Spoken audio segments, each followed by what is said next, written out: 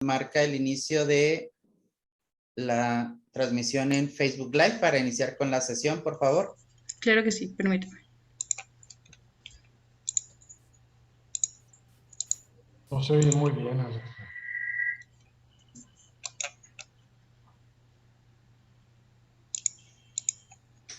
Adelante. Buenas tardes por parte de la Universidad Autónoma de Chihuahua y la Facultad de Filosofía y Letras, así como de nuestra facultad hermana, la Facultad de Artes. Les damos la más cordial bienvenida a todas y todos ustedes a la 43ª Semana del Humanismo. Agradecemos la presencia de la comunidad de la Facultad de Filosofía y Letras y la comunidad de la Facultad de Artes de la UAC, además del público que nos sigue a través de esta transmisión en Facebook Live. Antes de iniciar con la presentación del libro, queremos solicitarles a quienes tengan alguna pregunta, la pueden compartir en el chat, ya sea de la sesión de Zoom o de la sesión en Facebook Live, por favor, y serán leídas al final de esta conferencia. Me es un gusto presentar en este día al maestro Juan Gaitán García, licenciado en Antropología Social por la UACH, maestro en Filosofía por la Universidad Iberoamericana, esto con el título de su maestría Nuda Vida y Forma de Vida, una reflexión sobre la vida y sus inmanentes sobre Gregorio Hambre. Tenemos el honor de presentar al doctor Luis César Santiesteban Baca, doctor en Filosofía por la Universidad de Augsburg, Alemania, maestro en Filosofía por la UNAM, ha publicado diversos artículos y traducciones en revistas especializadas de filosofía y literatura. Actualmente, maestro investigador y tiempo completo de la Facultad de Filosofía y Letras de la UACH. Agradecemos la presencia al doctor Roberto Ramson Lawrence Carty. Obtuvo la maestría en licenciatura comparada y el doctorado como becario Fulbright García Robles de la Universidad de Virginia. Considerado uno de los autores más originales de México, su trabajo publicado incluye novelas, colecciones de cuentos, poesía, ensayos sobre Graham Greene y trabajo sobre México, así como varios libros infantiles galardonados. En este día, ellos tres nos presentarán el libro Filosofía y Política, a quienes por favor les cedo el uso del micrófono. Muchas gracias. Buenas tardes.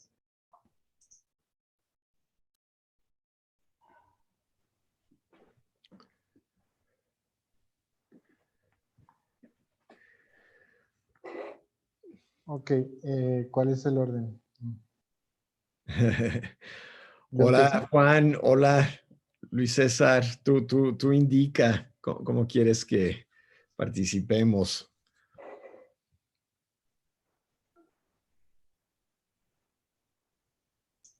No se te oye, Luis César. Apagado, Luis, doctor. Está en silencio. Sí, ahora sí. ¿Ahora sí me escuchan? Sí. Sí. Perdón. Como coordinador no me está dando a hablar mucho del contenido del libro. Entonces, yo diría que yo empiezo. Y luego ya indistintamente Juan o Roberto. Bien. En segundo lugar, ustedes decidan cómo hacen su intervención. ¿En qué orden? ¿Sí?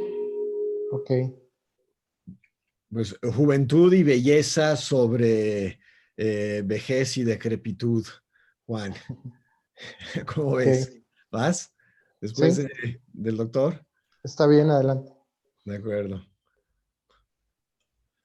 Bueno, entonces, en primer lugar, quisiera agradecer a los colaboradores que creyeron, que apostaron por el proyecto, cuyas contribuciones le han dado realce al volumen. Agradezco sinceramente a la editorial Aldus por creer en el proyecto, en especial a Gerardo González, sin cuyo generoso apoyo no hubiera sido posible su materialización. Asimismo, a los coeditores, la Secretaría de Cultura, en especial a Raúl Manríquez y a la Universidad Autónoma de Chihuahua. Tomé la iniciativa de este proyecto en el año 2019 y se lo planteé al círculo más cercano de colegas, tratando de sondearlos sobre la viabilidad del mismo. Todos me dieron su aprobación, dejando ver la importancia que podría tener para la comunidad filosófica y política el resultado de una exploración que atendiera la posición política de los filósofos a lo largo de la filosofía occidental. Las posiciones de la filosofía en torno a la política se pueden resumir para efectos de nuestra exposición en tres. La idea del rey filósofo de Platón, quien pensaba que la única manera de acabar con el mal en el mundo era que los filósofos gobernaran, o bien que los gobernantes fueran inclinados a filosofar. Luego, la imagen que transmite Aristóteles de la filosofía como bios teoréticos, como vida contemplativa. Y por último, la tarea transformadora de la realidad que le confiere Marx a la filosofía en su conocida frase: los filósofos hasta ahora han interpretado el mundo, de lo que se trata es de transformarlo.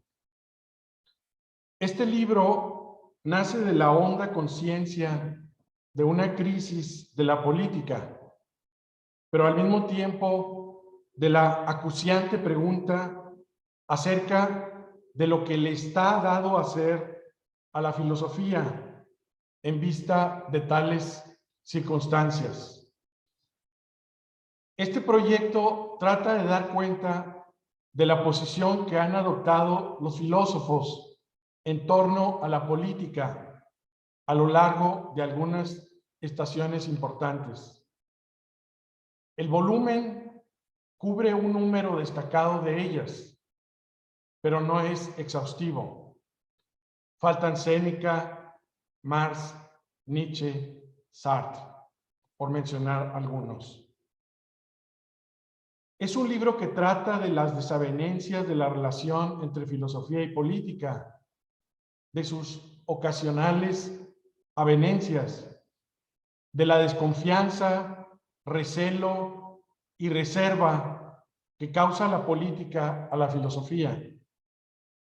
Trata también de la creencia en el poder de la filosofía de cara a la política, pero también de su impotencia, de su escepticismo. Se puede decir que la posición de los filósofos en relación a la política está dictada por cierto temperamento, cierta naturaleza, pero también ciertas vivencias, circunstancias de vida. En ese sentido, los filósofos no pueden saltar sobre su propia sombra. En razón de ello, ha habido a lo largo de la historia de la filosofía pensadores inclinados a participar activamente en la política, otros que han tendido a darle la espalda, embargados por el convencimiento de que la filosofía no debe contaminarse de las emanaciones políticas. Habermas ha tendido a medir el valor de los filósofos en función de su vocación política. Otros teóricos, en cambio, juzgan a la filosofía o han juzgado a la filosofía ateniéndose estrictamente a sus rendimientos filosóficos, independientemente de su incidencia política. El mundo de la política y la realidad social interpelan siempre al filósofo, más allá de la posición que éste asuma respecto de ellas, se halla siempre expuesto a su irradiación. Esperemos que el libro tenga una recepción que corresponda a la vehemencia, entusiasmo y capacidad teórica desplegada por los colaboradores en este volumen. Muchas gracias.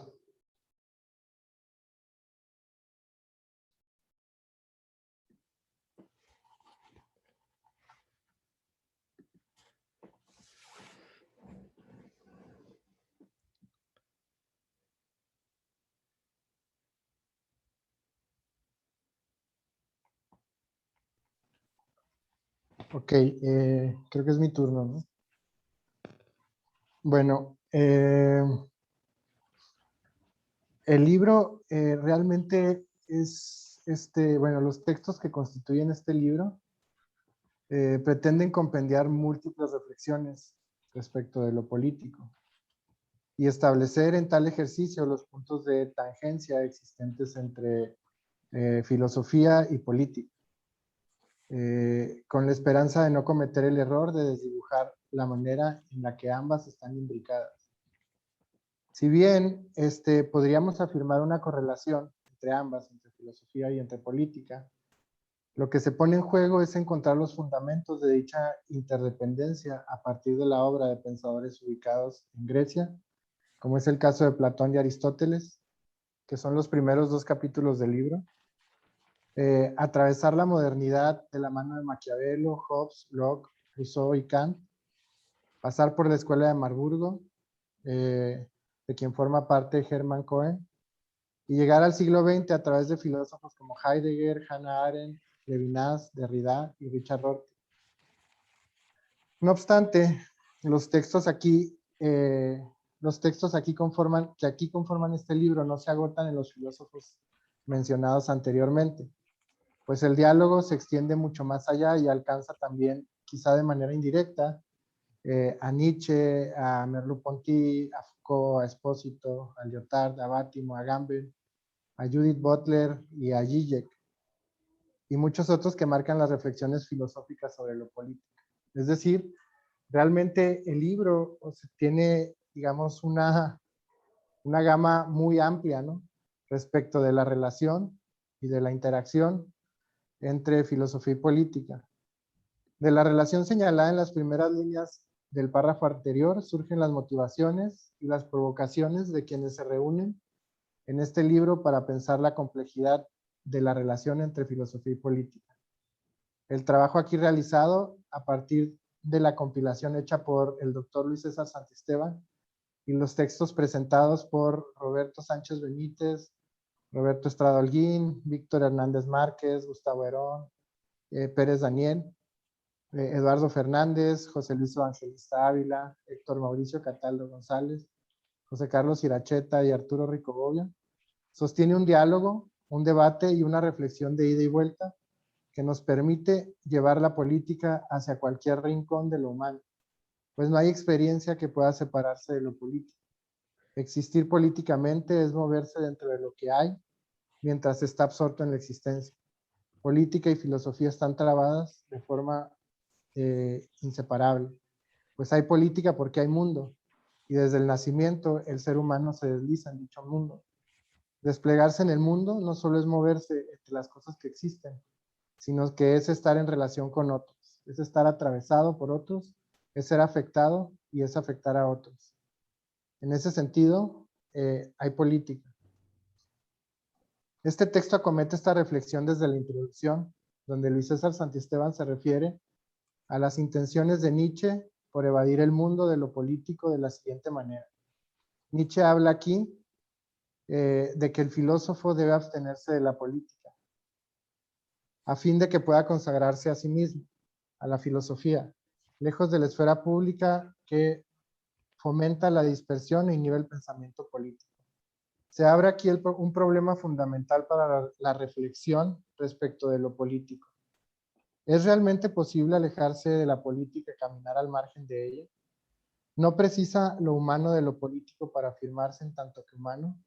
La separación entre filosofía y política que Marx expresa, quizá de manera implícita, en la frase citada en la introducción del libro y desde la cual define la política como transformación del mundo, señala la posibilidad de asumir un posicionamiento como el que había mantenido la filosofía, de solo interpretar al mundo. Esto es como citando a Marx. Desde esa posibilidad se pueden leer también las dos actitudes que asumió Heidegger respecto de la política. Una en la cual el filósofo alemán pensaba que el nacionalsocialismo traía consigo el momento de la filosofía, así lo escribe el doctor, una transformación, y otro momento de lejanía en el cual le da la espalda a la esfera pública. Por su parte, Derrida se refiere a la filosofía como una actividad que no se debe agotar en la reflexión, sino que debe intervenir el mundo. Nos parece que Derrida responde con más lucidez a las preguntas que enunciamos al referirnos a la intención nietzscheana de abstenerse de la política, pues parece que incluso darle la espalda al mundo es una forma de actuar ya en él, de tomar una postura que es sin duda política. Pero el filósofo francés menciona cuál debe ser la forma en la que la filosofía debe desplegarse políticamente en el mundo para intervenir. Y Derrida dice que esta es la forma, de manera eficiente y responsable. El primer capítulo es un capítulo, digamos, que trata de Platón. Según Platón, es la filosofía la única que puede rescatar al Estado, no así la poesía, pues un poeta en sus arrebatos fundados en los sentimientos manifiesta una vida disoluta, desde la cual no se puede desarrollar una pedagogía que robustezca las virtudes del alma. Así lo menciona Roberto Sánchez Benítez. Esta es una cita de él. La visión del poeta podrá corresponder con lo posible, profético o visionario, pero no con la vida práctica inmediata de los ciudadanos. Poesía que no es conocimiento ni deriva en las acciones virtuosas. De este tipo de poesía es de la que Platón reniega en su tratado sobre el Estado. La educación del alma es el fundamento del Estado, de manera que para Platón los poetas arruinaban y empobrecían el alma, pues se limitaban a lo aparente y permanecían anclados en un mundo ilusorio. Los filósofos, a diferencia de los poetas, eran quienes podían llevar a Grecia a un estado de cosas mejor. Pues estaba en la filosofía la promesa de cambio frente a la situación paupérrima de las ciudades-estado. En ellos estaba el conocimiento del bien y de la justicia. La filosofía y el filósofo que podía educar a otros eran quienes podían fortalecer en cada individuo la capacidad de ir más allá de sí mismo, volcándose hacia los otros, pero sin despegarse de lo justo, que tenía como fundamento el alma, la cual le daba sustancia al individuo y lo vinculaba además con lo universal, con lo eterno y con la posibilidad de una sociedad mejor.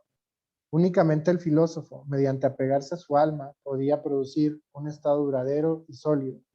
Solo quien es amigo de sí mismo es capaz de ganar la amistad sólida de otros, según menciona el texto citando a Gadamer.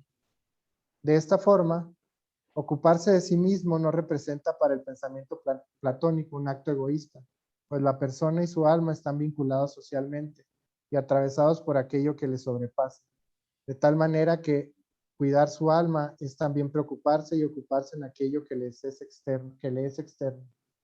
Estado y alma están vinculados fundamentalmente para Platón. No hay, por lo tanto, manera de desdibujar la relación entre política y filosofía, pues cuidar de sí, esto es para Platón, es para cada persona un acto político.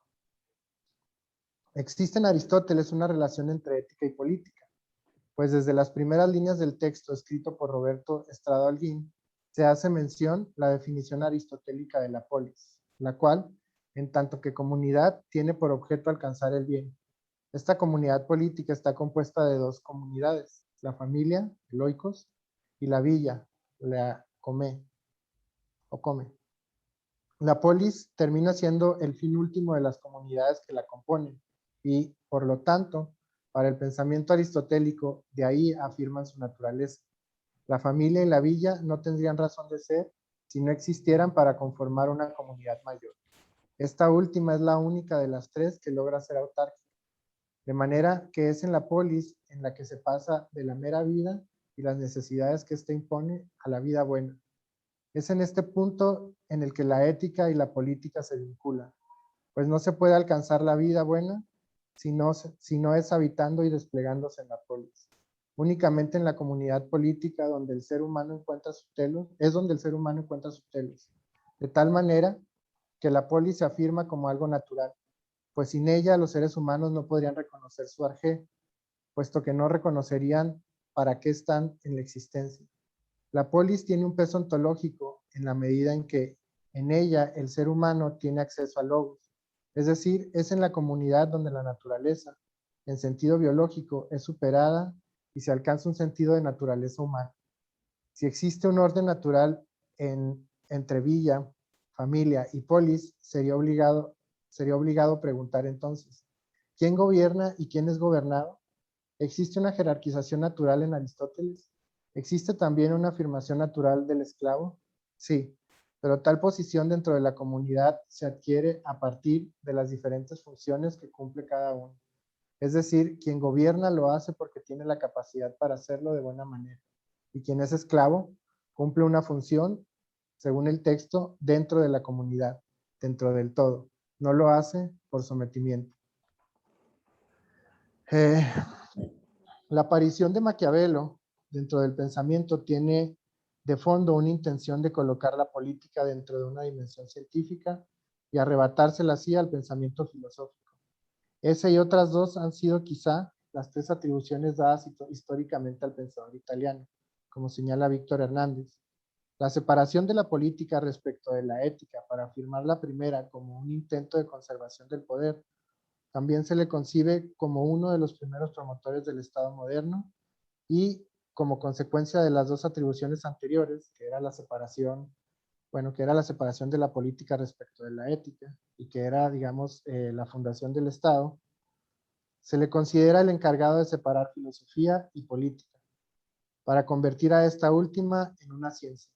Víctor Hernández en su trabajo busca atestiguar, como él mismo lo señala, el divorcio entre ética y política. Además, como parte del mismo ejercicio, cuestionar si el saber filosófico respecto de la política es verdaderamente un saber ético y en qué medida dicho saber ha sido superado por la ciencia política.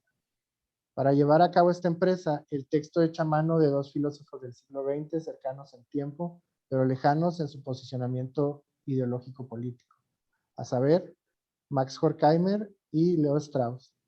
Al final del análisis y la comparación de ambos filósofos, el texto considera que no es posible comparar plenamente Roma con Atenas, como bien se ha considerado en las lecturas tradicionales del florentino.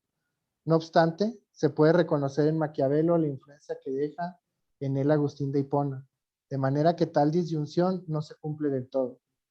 La influencia agustiniana en el filósofo italiano nos permite poner en tela de juicio la neutralidad que se le ha asignado históricamente y sobre la cual se funda la ciencia política. En este punto, Horkheimer y Strauss coinciden. Sin embargo, este último afirma en los pensamientos de Maquiavelo, o sobre Maquiavelo, que éste tiene una neutralidad inhumana. Es decir, hay una especie de contradicción en Leo Strauss. Al final, el propio Strauss no puede superar sus contradicciones, por lo que sus ideas de Maquiavelo resultan coincidentes con Horkheimer en dos aspectos. En primer lugar, el rechazo que tienen por la ciencia y su neutralidad. En segundo lugar, sus fallos hermenéuticos que están sostenidos por las lecturas anacrónicas.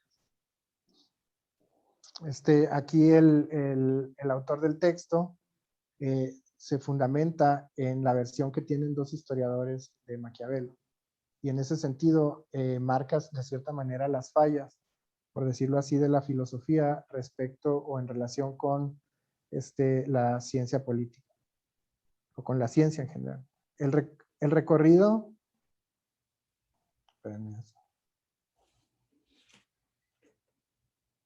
El recorrido que lleva a cabo Gustavo Herón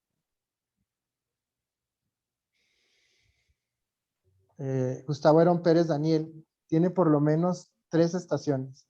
Para transitar estas 3 estaciones, el texto comienza defendiendo la filosofía como sinónimo de conocimiento adquirido por medio de la razón, y así desechar cualquier concepción errónea de la misma.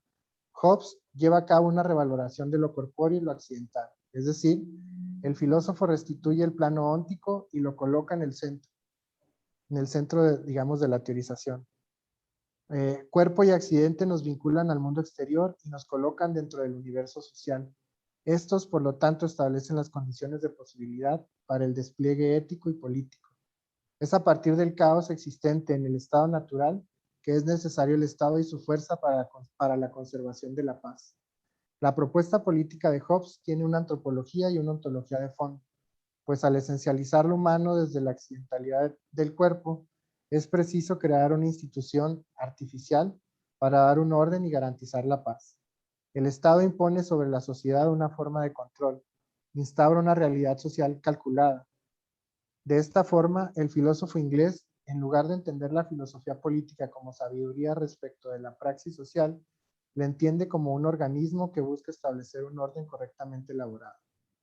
Hobbes reproduce el episteme de su tiempo, al crear una mecánica del pensamiento político. Es por esto que el contrato social está vinculado, por un lado, a lo racional, pero por otro también está ligado a la naturaleza del ser humano, pues el estado natural es el motivo de la creación de dicho contrato. En sus primeras líneas, Eduardo Fernández nos ofrece una definición sencilla del contractualismo. El contractualismo va a comprender a todas las teorías políticas que consideran que el origen de la sociedad se basa en un contrato o pacto entre sus integrantes. Esto es lo que dice. Según este texto, el estado de naturaleza es considerado por Hobbes como algo negativo, pues escapa a cualquier forma de orden y, por lo tanto, es necesario un poder que monopolice la fuerza y ejerce el control sobre las personas. En su análisis del contractualismo, Fernández reconoce tres posicionamientos, los cuales son manifestados en la filosofía de cuatro filósofos que son cotejados en el texto: el absolutista de Hobbes, el liberal de Locke y Kant, y el democrático de Rousseau. Así lo dice él. De acuerdo con las coincidencias de estos tres autores, el texto nos menciona que el contractualismo se basa en los derechos naturales y en sus libertades, pero también en la capacidad de los seres humanos de renunciar a sus propios privilegios para formar una comunidad gobernada por un soberano. Es posible afirmar que el fundamento antropológico del contractualismo parte de un ser humano responsable dotado de facultades racionales, como bien lo menciona el propio Fernández. En cuanto a Hermann Cohen, el propio José Luis Evangelista expresa su intención por traerlo al debate en temas de filosofía política sin pretender una reivindicación de él como filósofo político que habla castellano. Para llevar a cabo esta acción, el texto echa mano de las referencias de Hannah Arendt en la obra de Cohen, sobre la obra de Cohen. A diferencia de la tradición kantiana, Cohen circunscribe lo plural y realiza una protesta contra la soledad, según Hannah Arendt. La inclusión del otro impone nuevas reglas que obligan a repensar el concepto de individuo y, por lo tanto, a desbordar los límites de la identidad, en tanto que tema fundamental de la filosofía. Cohen se aleja de las filosofías que piensan la muerte para afirmar la identidad y la soledad del sujeto, pues, según el propio texto lo dice, una filosofía o actividad que cifre en la muerte su horizonte de sentido o la centralidad de su proceder linda en el misticismo. La pobreza, no la muerte, es el tema fundamental de la reflexión filosófica. Es la que constituye el auténtico enigma, como lo dice el texto. La pobreza precisa de considerar al otro y de introducirse en una dimensión ético-política. Pensar al pobre, aunque sea desde una conciencia individual, no es colocar la alteridad en el olvido, sino un abrirse por parte del yo hacia el tú. Es ser interpretado por él, es ser interpelado por él y tomar distancia de una forma que tematiza la identidad, y la tiene como centro. El no remitirse a la identidad se desprende del interés de Cohen por atender las condiciones de pobreza del otro, manifestar una compasión que descubre al prójimo, que detecta la relación yo-otro y la dimensión social de ambos, pues como bien lo dice el propio Cohen, la pobreza es el principal representante de la desgracia humana. Ética y política en Cohen están fundadas en la colaboración del yo para producir una respuesta al sufrimiento del otro. La diferencia yo-otro no se manifiesta en un plano ontológico, se manifiesta en la prosperidad y en la adversidad social. Ahí justamente está instalada la diferencia ética, en el reconocimiento del sufrimiento y la pobreza del prójimo, como lo dice Evangelista. La crítica arendtiana a la verticalidad política se funde en la relación de quien manda y quien obedece, pues la no restitución de la actividad política entre iguales queda atrapada en los límites del oikos y por lo tanto reducida a la satisfacción de las necesidades vitales de la existencia. Es decir, la política se desdibuja al punto de quedar subsumida en intereses privados. No supera la relación amo-esclavo. Este es quizá el signo de los gobiernos emanados del liberalismo, la instauración, como dice el autor, de regímenes empresariales, pues serían ellos los más capacitados para administrar la empresa llamada Estado, esa que se inserta en el mercado y sus dinámicas que han impregnado a la sociedad en general. Es por la incapacidad de ejercer la política desde la polis que el ejercicio de la política se comprende desde el ámbito de la economía. Así, ser ciudadano significa gestionar la vida, ocuparse de ella desde el punto de vista de la eficacia y la eficiencia, de la relación gasto-beneficio, de la inversión y la ganancia, de la oferta y la demanda, según dice el autor.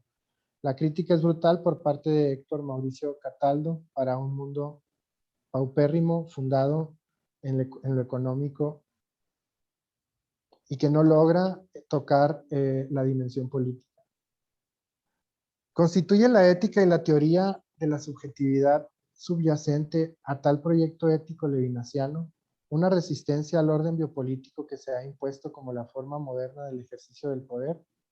En las primeras líneas del texto escrito por José Carlos Iracheta se esboza esta pregunta. No obstante, habría que responderle en clave levinasiana a partir del propio desarrollo que el autor de este texto hace del rostro. Pues está ahí la imposibilidad de reducir la subjetividad a la mera vida, pero también de anclarla en el universo de lo político.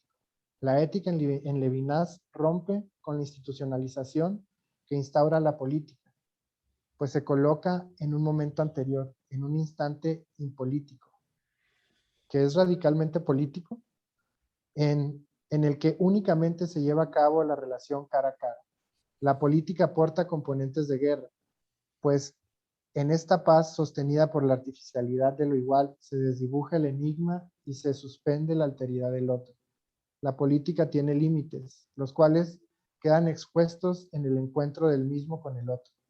Encuentro que es traumático, que respeta la subjetividad y la altura del otro. Hay política porque hay suspensión de la moral.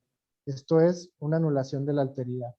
Desde la perspectiva levinasiana, la política y la ontología tienen como fundamento el desplazamiento de lo otro, la exclusión de lo heterogéneo, dice José Carlos.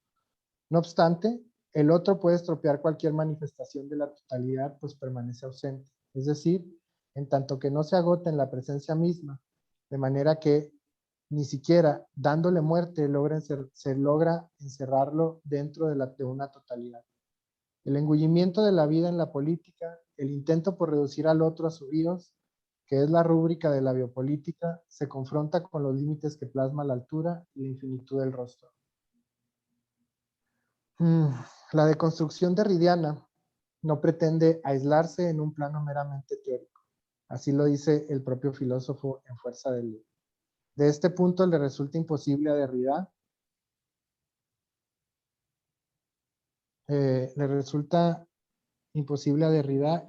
interpretar el fin del socialismo real como el fin del marxismo. ¿Qué queda entonces del marxismo? Su espectro, como lo dice el propio Marx en las primeras líneas del manifiesto del Partido Comunista. Un fantasma recorre Europa, pero ¿a qué se refiere el espectro? Esto no tiene una presencia efectiva, como lo dice Luis César Santisteban, pero tiene una existencia, una con un fuerte valor político, pues se confronta cada vez con el modelo neoliberal. El espectro se refiere a la herencia marxista, una que mantiene su vitalidad y en ese sentido tiene un estatuto ontológico, que transmite las ideas de Marx y las hace constituyentes de nuestras existencias. Heredar no supone asumir de manera pasiva la determinación de aquello que nos fue dado y que nos configura ontológicamente. Heredar es leer e interpretar, de tal manera que supone un proceso activo. De esta manera, y al vincularse a la deconstrucción, el espectro de Marx mantiene una promesa emancipadora, una espera mesiánica que no se sabe cuándo acontecerá, pero nos abre la posibilidad de un futuro. El fantasma de Marx, en cuanto tal, es incapaz de morir y además no sabemos cuándo aparecerá. ¿No me extendía mucho?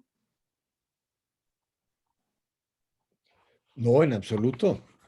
Adelante, adelante, Juan. Ok, bueno, ya terminó. Jorge Alan Flores pasa revista al concepto de politeísmo en Richard Rorty para contraponerse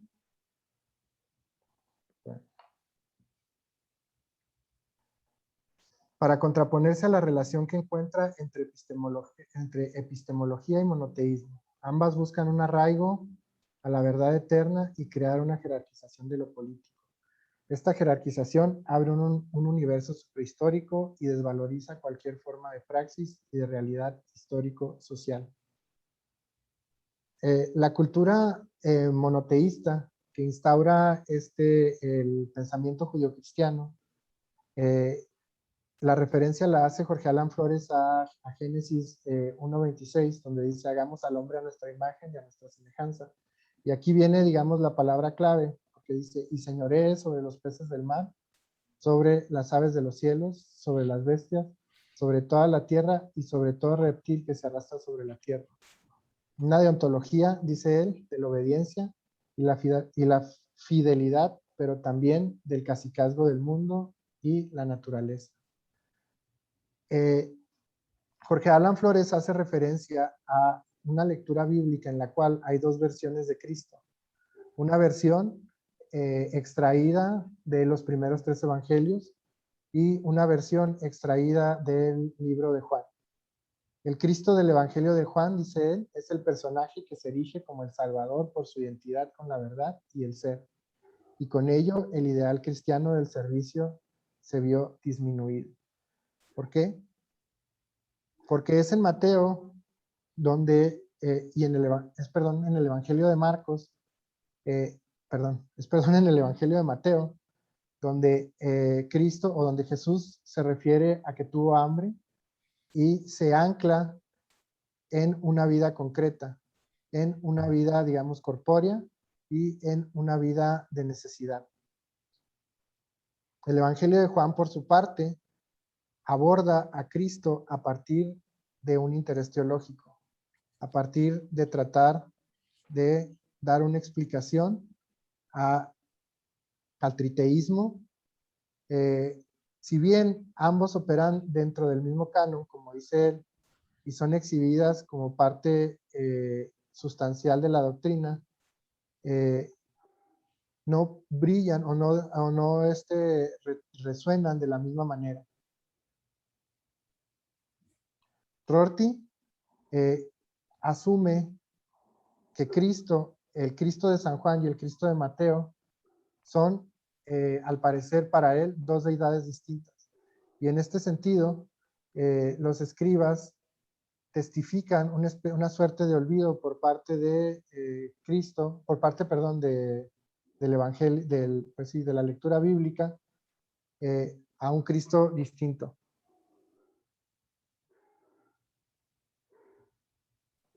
Contra esta idea monoteísta, el Rorty, según Jorge Alan Flores, supone el pragmatismo politeísta.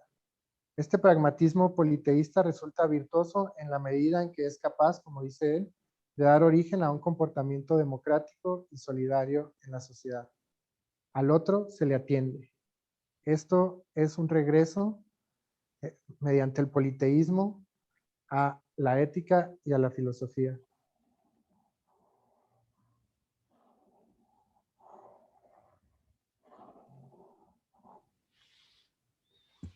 Eso es todo.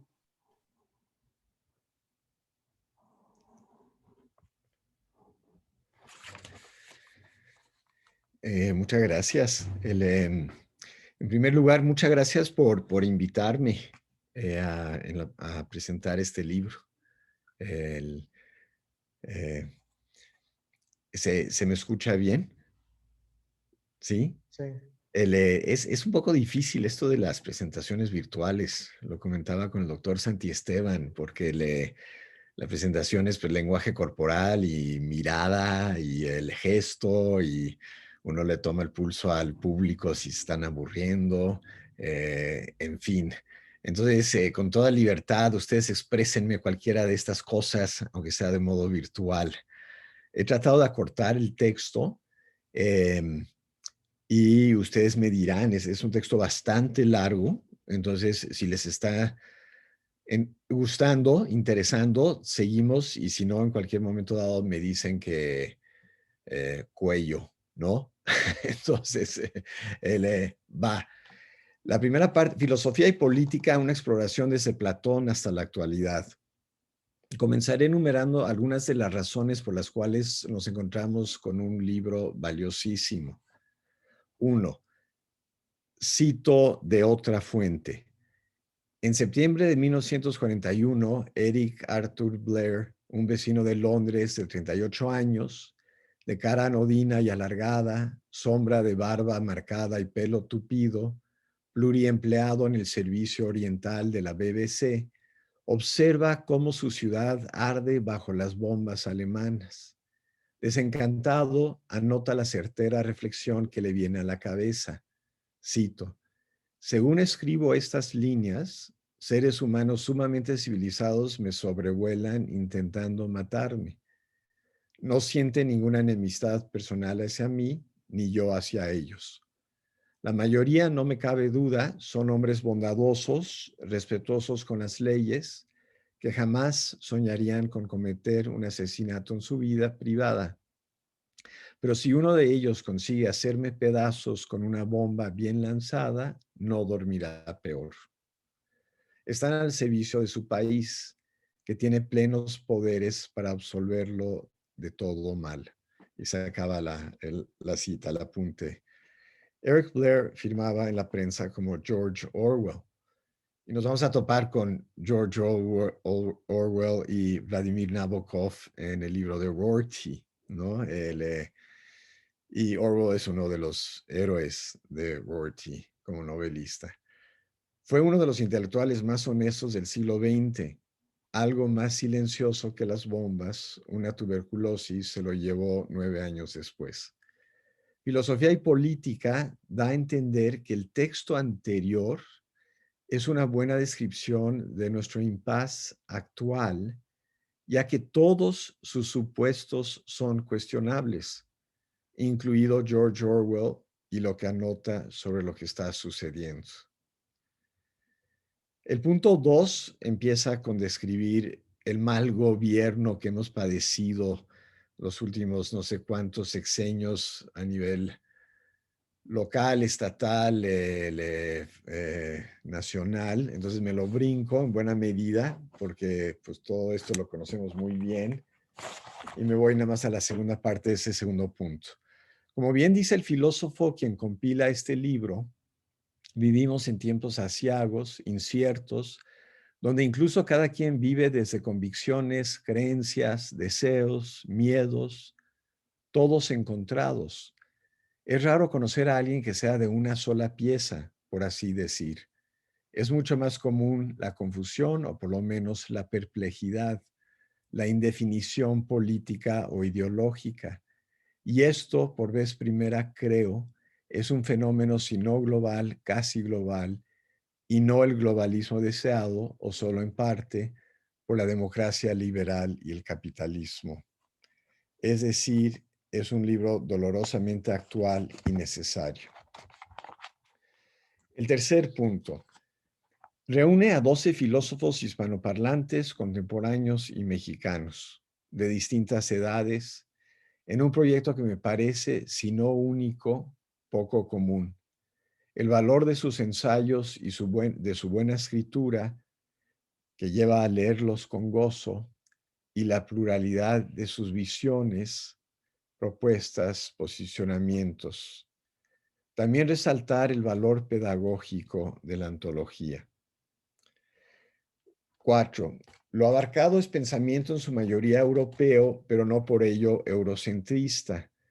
La filosofía, así como la política, incluye forzosamente una comparación con realidades, la europea y la estadounidense, que no son nuestras o lo son de modo derivativo o de modo indirecto, lo cual en absoluto niega aportaciones filosóficas propias mexicanas, mexicano-estadounidenses y latinoamericanas, su potencial o su posibilidad.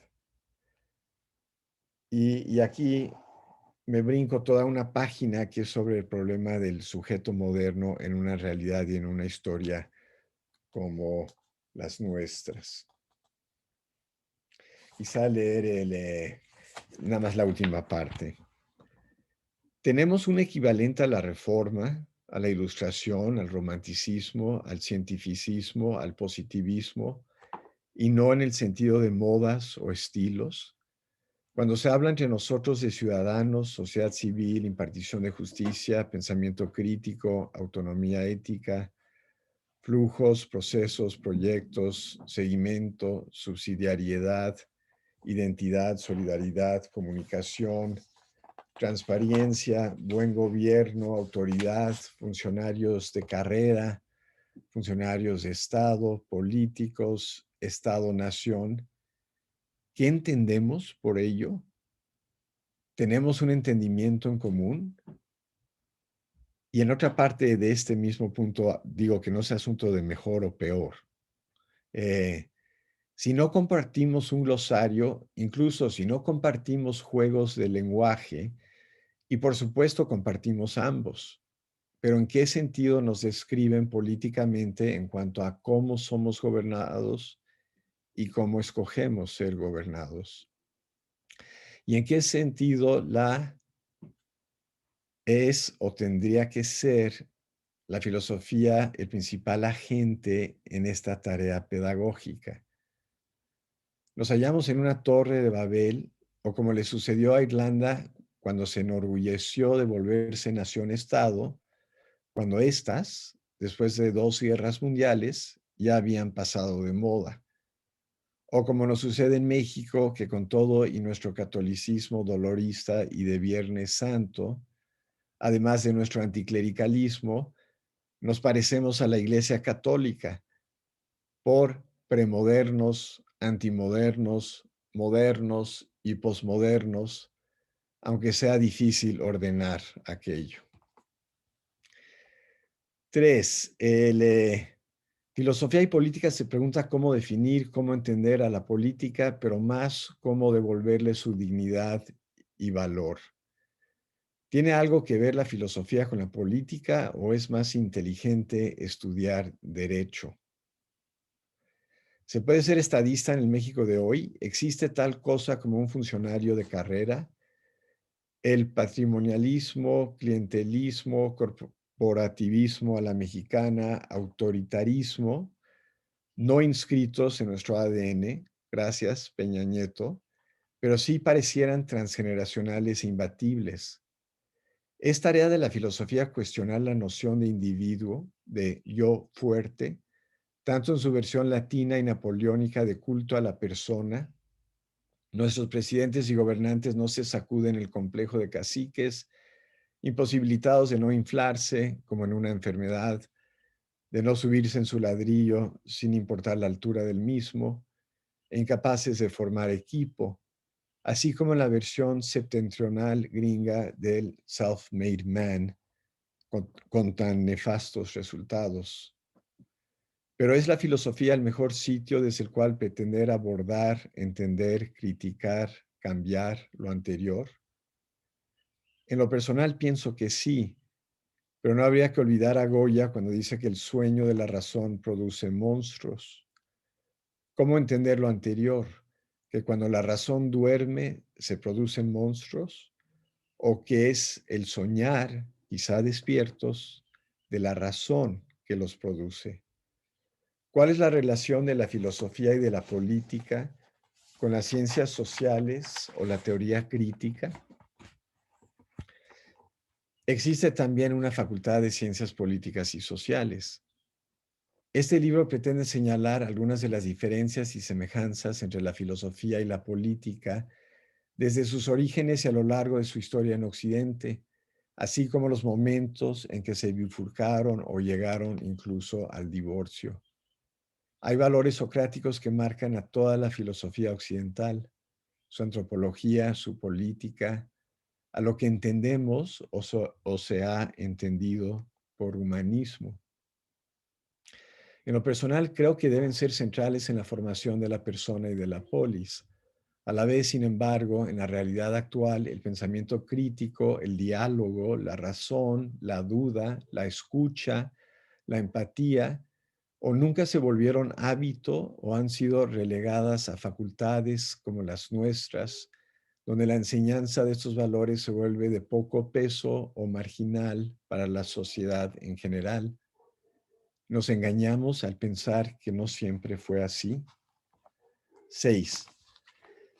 Quizá lo más valioso de filosofía y política es que de sus principales preguntas no son pocas las que van dirigidas a su propia validez, actualidad, pertinencia, sobre todo ante el estado catastrófico de las cosas desde cualquier óptica. Filosofía y política plantea muchas preguntas y lo hace muy bien, lo cual sostiene de modo convincente la primera parte del título. Sí, es un libro sobre la filosofía, incluso sirve a modo de una historia de la filosofía y no sería desafortunado quien lo lee como su primer libro de filosofía.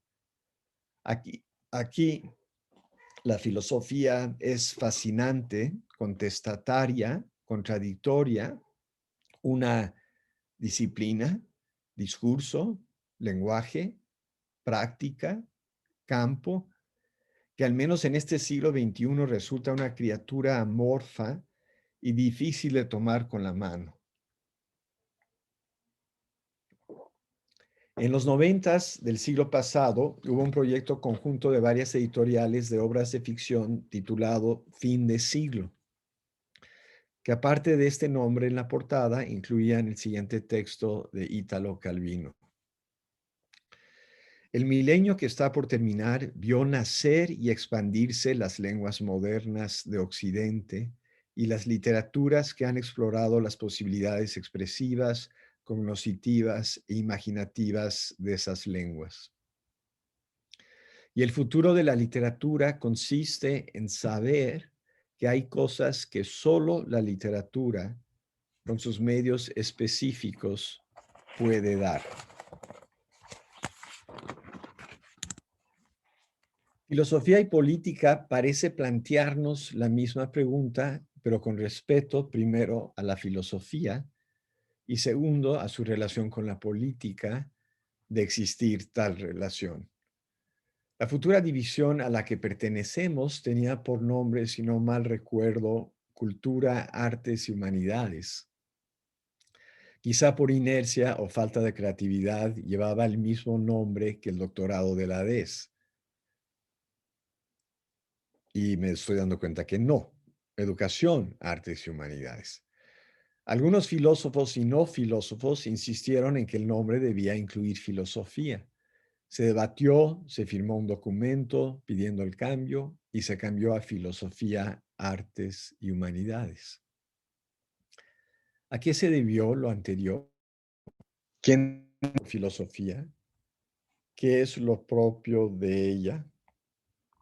¿Cuál es su relación, por ejemplo, con las ciencias políticas y sociales o la teoría crítica?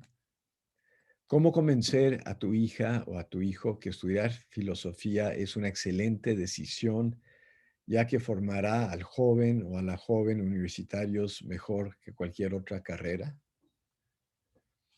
Paso a la parte segunda de esta presentación, el 2.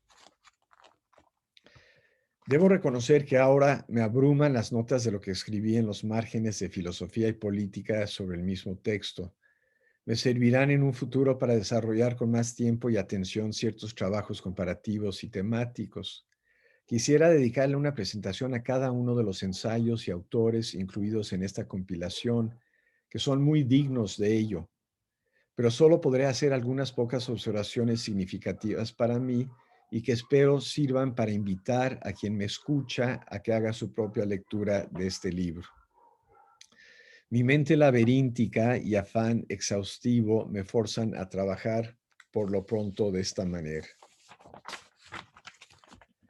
Elaboraré algunos pocos puntos que logré articular: la hermenéutica, la noción del sujeto, el cuerpo, el otro, la sociedad, la vocación filosófica y la política.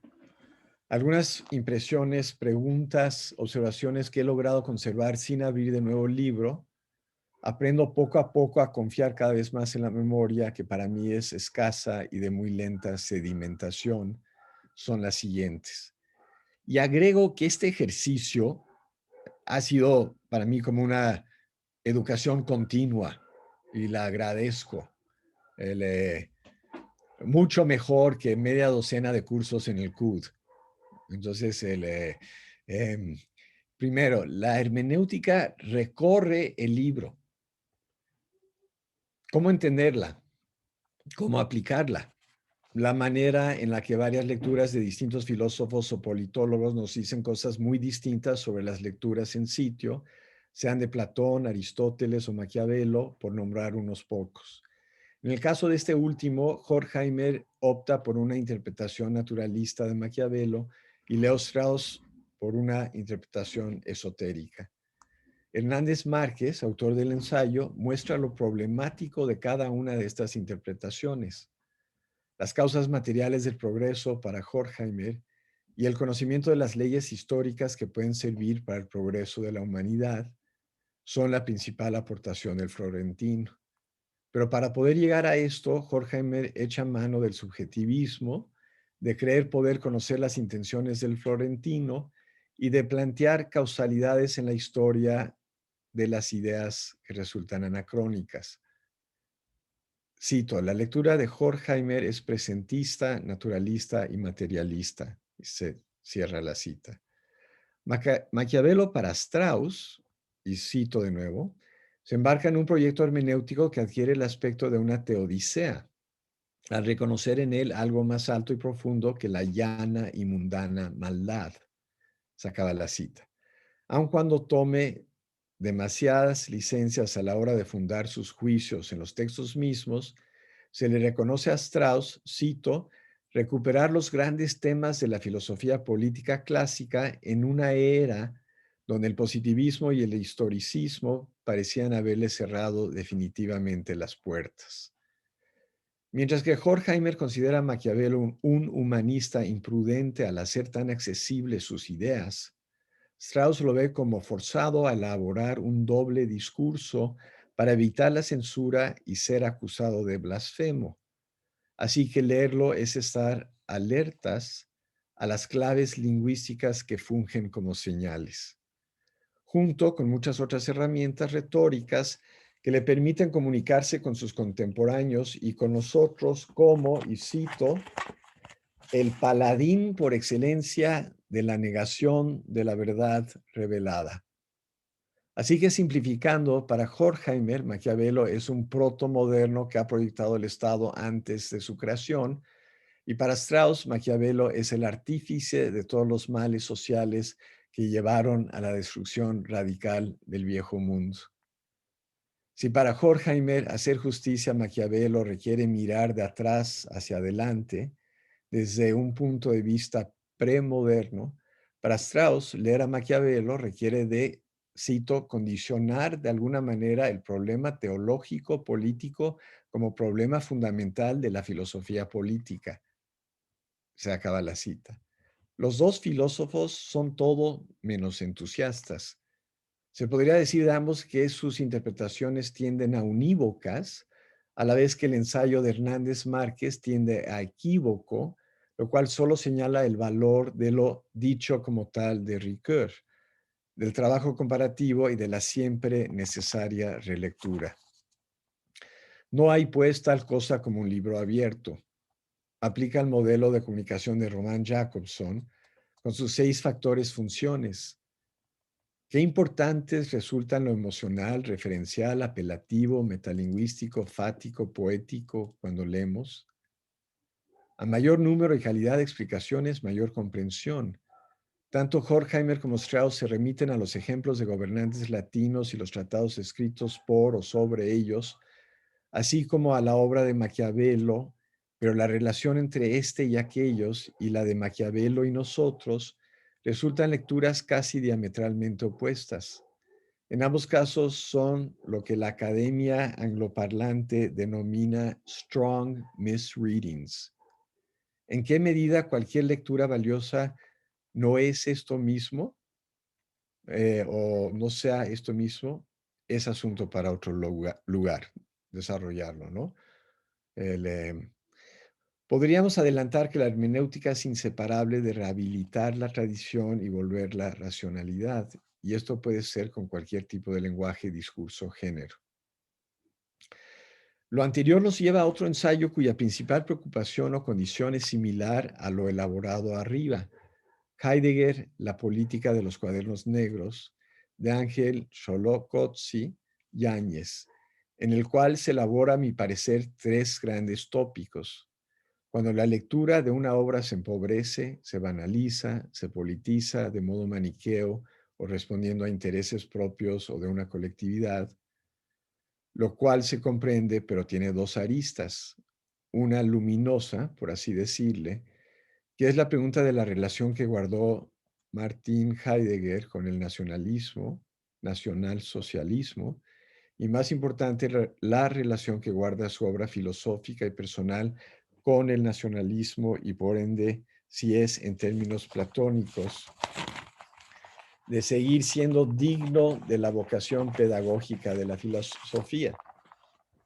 Y otra arista más sombría, la descalificación y maledicencia como un fin en sí, seguido mediocre, repetitivo, incluso antiintelectual, y lo anterior como aprovechamiento personal para ubicarse en la inteligencia. El segundo tópico sería la relación del autor con la vida social e histórica de la época y la vida social e histórica de la época con el autor, lo cual incluye, por supuesto, su obra, pero no se limita a ella. El tercer tópico es el modo en el que nuevos materiales, en este caso extensísimos e íntimos, que salen a la luz mediante su progresiva publicación. Siempre me queda la duda de qué tan espontáneos e inmediatos son este tipo de textos. Pienso, por ejemplo, en las cartas de Franz Kafka. Heidegger escribía desde dónde en los cuadernos negros. ¿Estaba creando su propia persona social y política? ¿Estaba agregando a su legado como pensador y hombre de su época? Lo publicado hasta ahora resulta un poco decepcionante. Ayuda a entender un poco más su proyecto filosófico, entre ello lo que no llegó a escribir. Lo confirma como simpatizante del nacionalsocialismo, aunque esto variará en sus distintas expresiones. Confirma su antisemitismo como parte de lo que fundamenta la modernidad y su mercantilismo, pero no como racismo en el cual no cree. Confirma su desprecio por las lenguas románicas, ya que no tienen la capacidad de penetrar en la esencia de las cosas. Lo más valioso es el estilo sui generis en el cual están escritos estos textos y su inclasificable naturaleza genérica. Muestran además que si este hombre no fue un monstruo por su ideología y afiliación política, sí lo fue como grafómano. La edición de los cuadernos negros comprenderá 45 volúmenes. Con todo y que falta la publicación de la mayor parte, dudo, a diferencia del autor, que sea un nuevo inicio interpretativo significante. Hay algunas cuestiones que quisiera mencionar de este ensayo.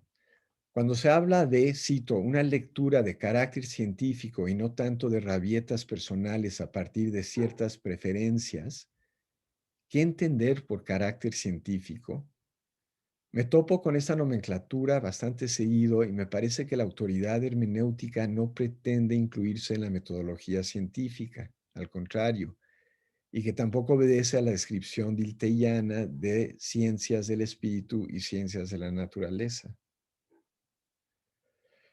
Adelante se habla de sostener científicamente la interpretación de toda una obra.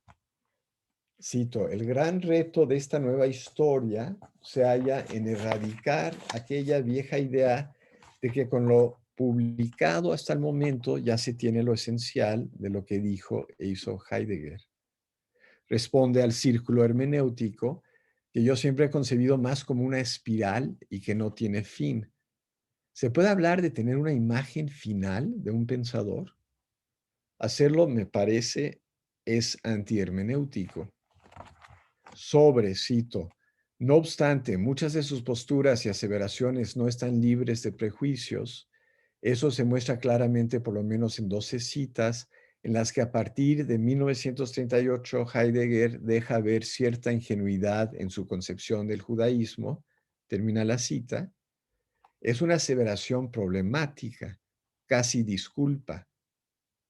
La necesidad ética de no ser ingenuo sobre algo que se filosofa, incluso sobre algo que se piensa, o incluso sobre el propio pensamiento.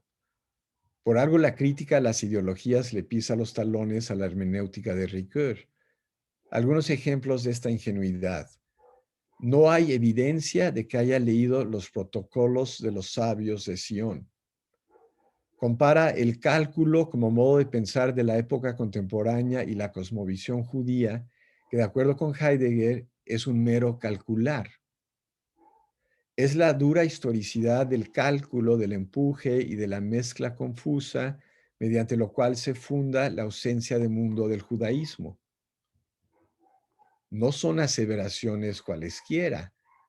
Ahora, si en lo primero hay algo valioso en cuanto a la cosmovisión judía, lo segundo es reduccionista en el mejor de los casos.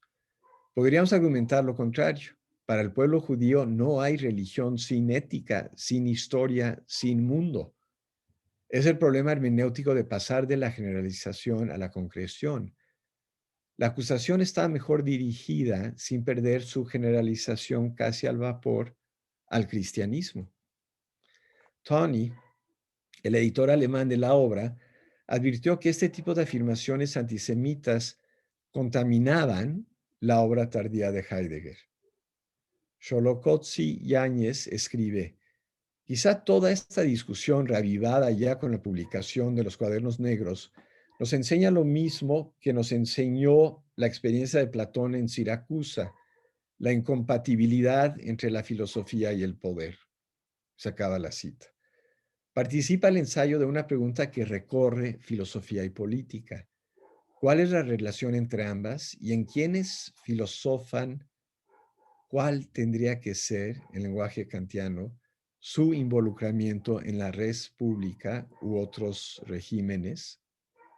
El filósofo ya no tiene silla a la mesa del acontecer mundial, excepto quizá como cuidador de almas, ya que tampoco es de su expertise ser cuidador de cuerpos, de místico, de hombre sabio, para los pocos que deambulan a su lado para dialogar. Así que se repasa el caso Heidegger y esto en sí ya es un valor. Impresiona la calidad e importancia de los involucrados. Es un asunto trascendental, ya que Occidente y en especial Alemania aún no sabe qué hacer con el fenómeno nacional socialista tan reciente.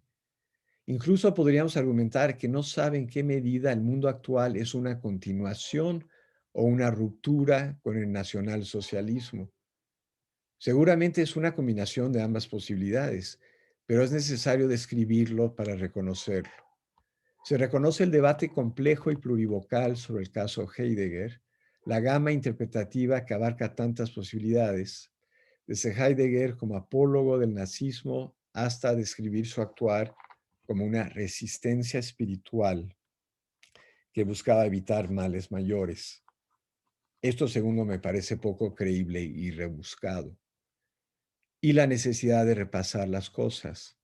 Y cito, y apoyándome en los términos del mismo Heidegger, aquí se trata de una historia. Termina la cita. Hay quienes optaban por la obra y quienes se atenían a la vida, pero se reconoce sobre todo que a estas alturas es incuestionable su obra y legado como uno de los principales filósofos del siglo XX.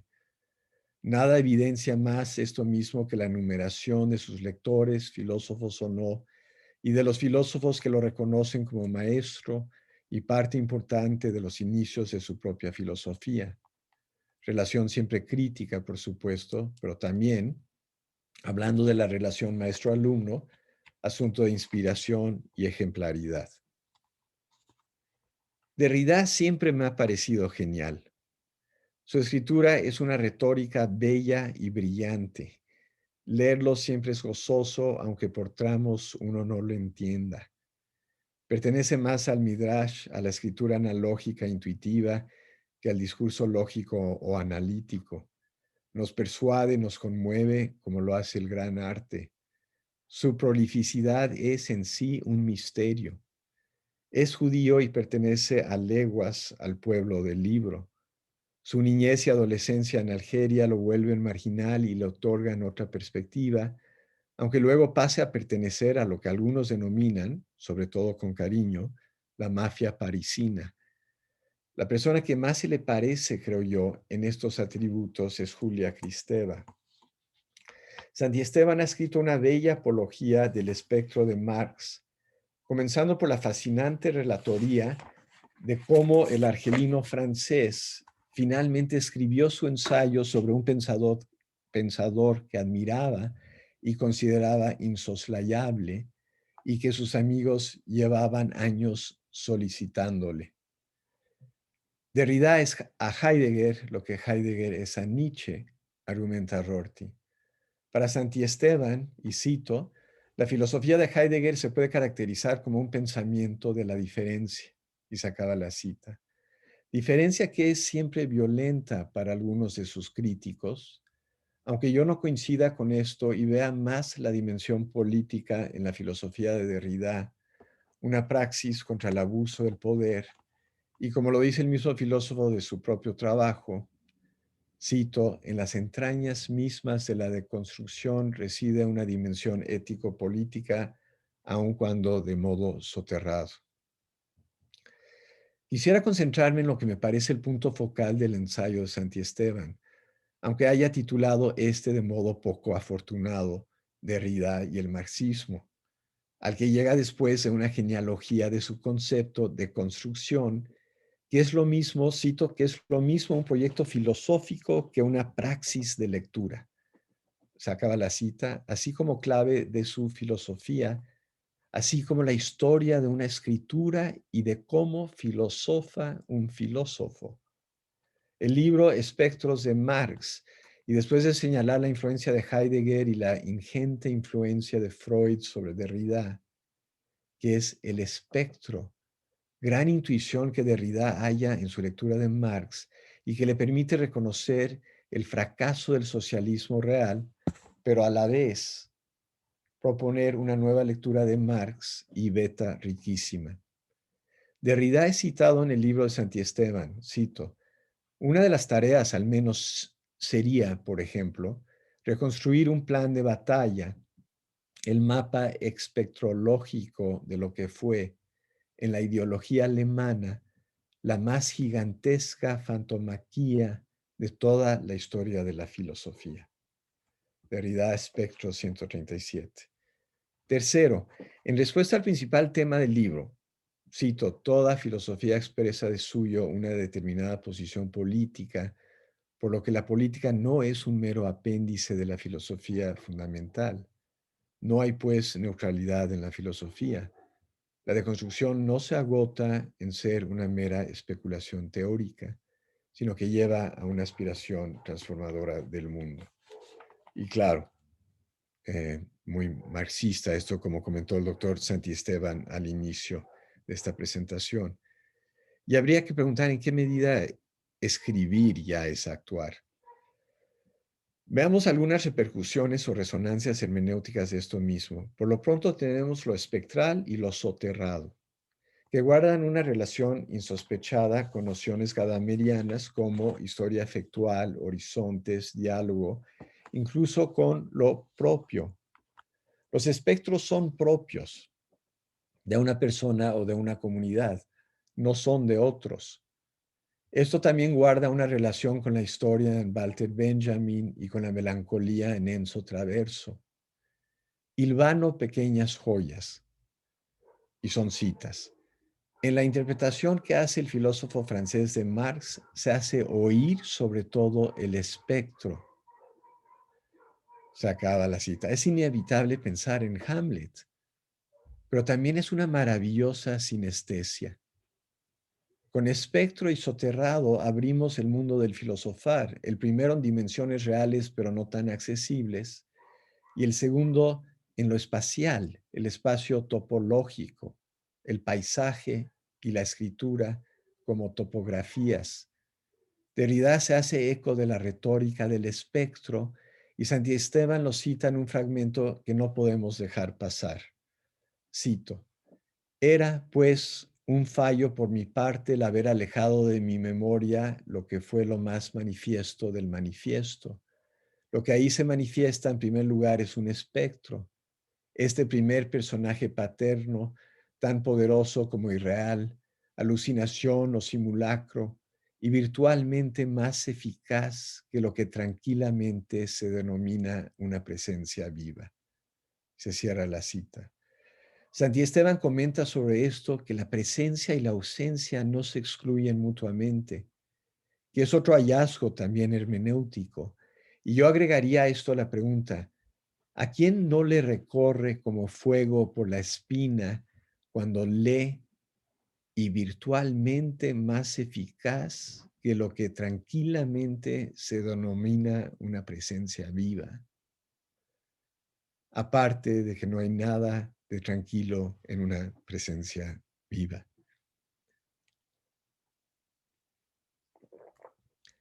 Otro hallazgo tremendo es el de la herencia. Si el contenido de una herencia se impusiera sin más, de manera evidente, si no ofreciera meandros, polisemias, no sería herencia.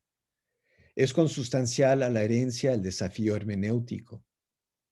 Si la legibilidad de un legado fuera dada, natural, transparente, unívoca, si no apelara y al mismo tiempo desafiara a la interpretación, aquel nunca podría ser heredado.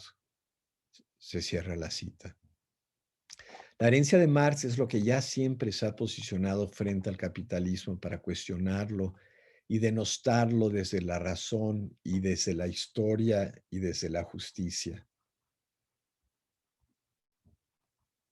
Cito: interpretar no es solo la lectura e interpretación de textos, sino apunta también y sobre todo a la fuerza performativa, transformadora de la realidad. Derrida pone en relación la herencia y el espectro. Cierro la cita. Qué atinado. Y por último, la herencia de Marx tiene que habérselas con el espectro. Es decir, en una generación necesariamente segunda, originariamente tardía, y desde entonces destinada a heredar. Y yo me pregunto, ¿no lo es toda generación? Santiesteban responde, y cito: la herencia no es una posesión, sino algo que somos. La herencia que no es asumida, de la que no se da testimonio, que no es asumida de modo responsable. Reza una de las principales tesis del libro, regresa en forma de espectro. Valoro mucho esta manera de posicionarse en el espacio y el tiempo, de crear o recuperar cierto vocabulario. Este filosofar que también es gran retórica, esta filosofía que también es literatura. Por último, en este apartado sobre la hermenéutica no puedo no mencionar a Bátimo, aunque solo sea para mencionar su reposicionamiento, que es el de acercar, sino unir, su noción de pensamiento débil, el cual yo siempre he valorado mucho, y el comunismo hermenéutico. De golpe parece chocante, contradictorio, pero los efectos del golpe duran poco y resta la sensación de que este es un hallazgo valioso, aun cuando contraintuitivo, en lo que tiene de prometedor, de profetismo libertario, de respuesta a la propaganda aplastante nihilista del capitalismo, y de relación lúdica. Todo juego es serio, ¿cierto? Y potente con lo espectral. Cada vez nos damos mayor cuenta que la lucha contra lo que nos oprime no puede ser con las mismas armas y en el mismo campo que lo que nos oprime y hace sufrir. En este sentido, Bátimo se torna más guerrillero en su cristianismo, más ético, más anarquista, algo así como Ernesto Sábato. Quizás sea asunto de vejez, ojalá, pero que los menores en edad y en sabiduría aprendamos de ellos. El segundo punto, y ustedes me dicen cuando se cansan, por favor. El segundo punto es la noción de sujeto es problemática, lo que viene después del sujeto más. Descubro que una de las motivaciones mías al leer filosofía y política y escribir esta presentación en sus distintos momentos de redacción es volver a cuestionar la noción de individuo, del yo fuerte, tanto en su versión latina y napoleónica, ya, esto se repite, entonces, se repita porque me acorta el texto. Entonces, es la primera vez que lo leo de seguido, Entonces, bien, entonces, este yo fuerte, por decirlo de alguna manera, inicia con el Renacimiento, el culto occidental al individuo, que solo verá su expresión más burda siglos después, habiendo pasado por la Reforma, la Ilustración y el Romanticismo. Si las artes son un afán por lograr una inmortalidad, entendida como la entendían los clásicos, es vano su esfuerzo. Si uno es o no artista, lo dirá la sociedad y el tiempo. Pero ¿qué es lo que perdura de perdurar algo? Seguramente no es la persona, sino su obra, e incluso ésta tendrá una vida de unos siglos, en raras ocasiones de unos milenios. La fama es más pasajera en un mundo intercomunicado de 7,5 mil millones de personas que en una aldea, sea Roma en su apogeo o Londres en el suyo. Si sumamos las vidas de todos los seres humanos desde el inicio de la historia, la fama de cualquiera, incluso su nombre, se vuelve a poor passing fact, como en el poema de Robert Lowell. A la vez, más que nunca valoro la noción judeocristiana de la persona en proceso. En una época en la cual las redes sociales están amenazando a nivel global la posibilidad de lo anterior. Un documental reciente resume el asunto. La tecnología ha pasado de herramienta a un ente que nos moldea a su gusto, que nos personaliza, pero a su gusto y adelantándonos, siempre como consumidores de lo que se oferta, creando de modo amplificado y jamás visto realidades paralelas donde es cada vez más difícil distinguir la verdad en las noticias o la complejidad de las mismas, lo que ya ha causado enfrentamientos violentos neotribales en naciones democráticas y pudientes. Los medios sociales no son regulados, interactúan con aspectos profundos de la evolución cognitiva, de los neurotransmisores y el placer, de la necesidad de pertenencia y de aprobación sociales. Son distractores del resto de las actividades humanas, altamente adictivos y, por último, son contrarios al cultivo de la persona y de la comunidad desde una perspectiva tradicionalmente humanista. De hecho, ni siquiera tradicionalmente humanista, sino humana a secas. Ningún pensamiento crítico, autoconciencia, ejercicio de la voluntad, inteligencia humana puede contra la inteligencia artificial, que no es asunto del futuro, de servidumbre robótica que nos hace el mandado mientras nosotros nos dedicamos a tareas más valiosas. Habría que problematizar esta última frase, sino que ya es algo con lo que interactuamos la mayor parte del tiempo, o una buena parte, mientras estemos despiertos. Es un hecho que los padres de familia que crean esta tecnología no les permiten a sus hijos usarlas hasta llegar a los 16 años. La paradoja social en esto es enorme. No creo que su finalidad fuese negativa o malintencionada desde un inicio, pero se ha alineado con un modelo de negocios y mercadotecnia que las ha vuelto las empresas más ricas en la historia de la humanidad. Es decir, un puño de personas en Silicon Valley tienen más influencia sobre todos nosotros que cualquier nación-estado, pero ya no tienen control sobre esta tecnología y protegen a sus propios hijos contra ella. Es cada vez mayor la conectividad de nuestra población, sobre todo los jóvenes, con estos medios sociales, y eso lo complica todo, comenzando por su formación universitaria. Son realidades, planos, esferas que coexisten, pero su efecto no es benéfico, sino que abruma, aísla, deprime. Aunado a la contingencia, esta ha sido una de las épocas más difíciles para ser niño, adolescente o joven adulto. A la vez seguimos atrapados de alguna manera en la noción del ego de Descartes y en el yo trascendental de Kant. Creo que son pocos los que a estas alturas del era común se creen autosuficientes, autárquicos, como el único sujeto entre sus objetos, el primer principio que le dona el ser a todos los demás seres y los sintetiza y organiza como pensamientos en su mente cuasi divina.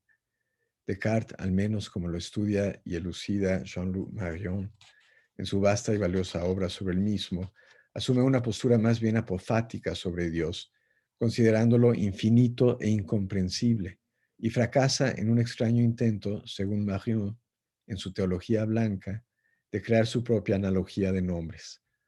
Blaise Pascal será el único hombre de su época, tremendo matemático y físico, pero también cristiano católico, en considerar la teología de Kepler, Galileo y de su amigo Pascal, blasfema, y de su mismo amigo, y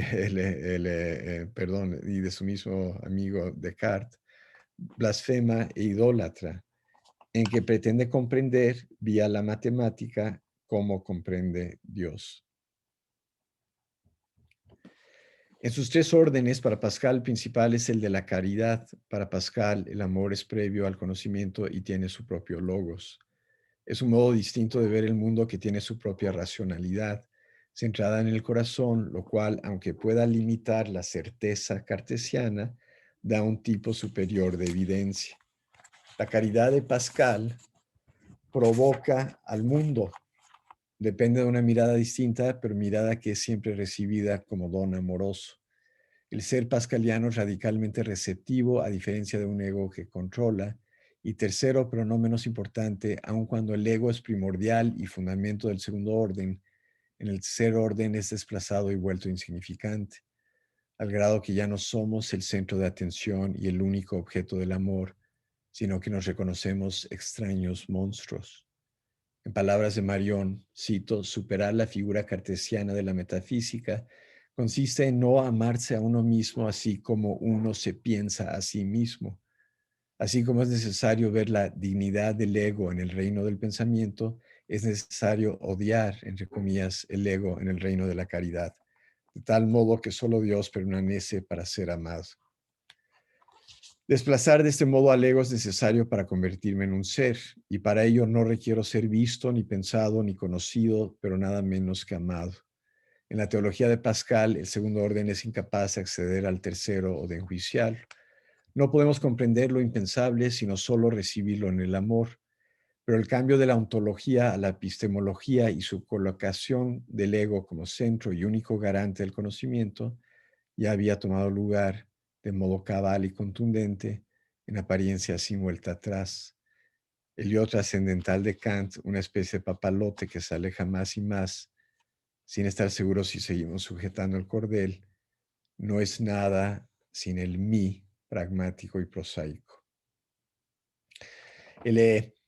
Regreso a filosofía y política. Disculpen ese como un poco, ¿qué sería? Digresión, que creo que fue como en respuesta a lo anterior y al asunto de qué viene después del sujeto, ¿no? O sea, de esa inquietud. Entonces, el siguiente punto es el cuerpo. El cuerpo es inseparable de la noción anterior. ¿Qué viene después del sujeto moderno? Noción agotada para la mayoría, incluso dañina. Si el siglo pasado fue sobre el lenguaje y el antepasado sobre el sujeto, quizá el actual sea sobre el cuerpo. Es la palabra de alguna manera más presente en la antología y de modo especial en varios de los ensayos. Pero no hay realidad o concepto que cause más perplejidad, malentendidos, reduccionismos, violencias que esta. El dualismo de alma y cuerpo es más platónico y luego maniqueo, con todas sus variantes gnósticas, que cristiano. ¿Cómo se puede aseverar de una religión cuyo principal credo es la encarnación de Dios, que es dualista?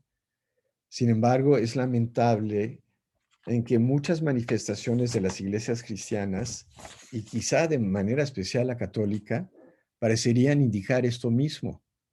Más, la cultura occidental parece validar esta escisión y su violencia. No creo, sin embargo, que el cariño, reconocimiento, aceptación del cuerpo que somos como don sea lo mismo que el perfeccionarse a sí mismo, que incluidos los filósofos,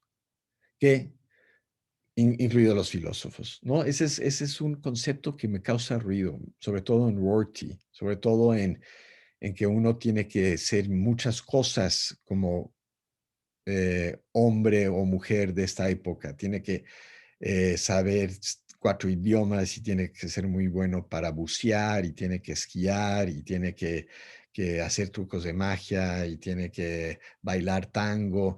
O sea, esta noción, ¿no? O sea, lo inagotable de esta, y sé que no, ese es para un ensayo en sí, pero ¿cómo entender este perfeccionarse a sí mismo o perfeccionar a la sociedad?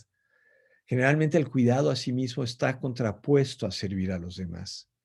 Es un asunto complejo. El libro Christian Neighbor Love de Garth L. Hallett tiene como subtítulo An Assessment of Six Rival Versions. En cierto sentido, filosofía y política que surgieron juntas en la Atenas clásica, aunque habría que subrayar en las mentes brillantes algunos que filosofaron la mejor polis y el mejor régimen, a modo de tarea urgente, pero también utopía, da muestras de que en realidad ya no existe la política, ya que en su lugar existe la biopolítica o desde otra perspectiva, distintas deformaciones aristotélicas, entre las cuales está una oligarquía global que también es una tiranía. Si para Platón los filósofos debían gobernar o reyes asesorados por filósofos, ¿quién de nuestros gobernantes filosofa o es asesorado por filósofos? Para Levinas, aguardar el escatón y entre tanto ser personas éticas. Para Rorty nunca fue necesaria la política ni la nación-estado, sino la democracia, y esta es una cultura y se basa en la sabiduría innata de los seres humanos. Para Rico Bobbio, en el juego entre cosmos, polis y psique, lo que tendría que cambiar es la terminología, comenzando por psique, para convertirlo en cuerpo que somos, para cambiar desde ahí lo demás y todo lo que nos ha oprimido, sobre todo desde la modernidad, aunque también para este autor y en menor medida el cristianismo. Es una antropología atractiva, sin duda, erótica en sus transversalidades, no posesiva en su propia pluralidad, pero habría que plantear algunas consideraciones. ¿En qué medida sigue siendo un proyecto ilustrado? ¿Desde dónde y desde quiénes se va a lograr esta transformación? No está en las novelas que le gustan a Rorty o en otras narrativas. Es posible que las nuevas tecnologías nos lleven a una versión de esto mismo, pero más fragmentario y tanático. Y ligado con las dos anteriores preguntas, ¿dónde queda el mal? Incluso entendido como poder, poder sobre los demás, el actuar de alguien que hace sufrir a un otro.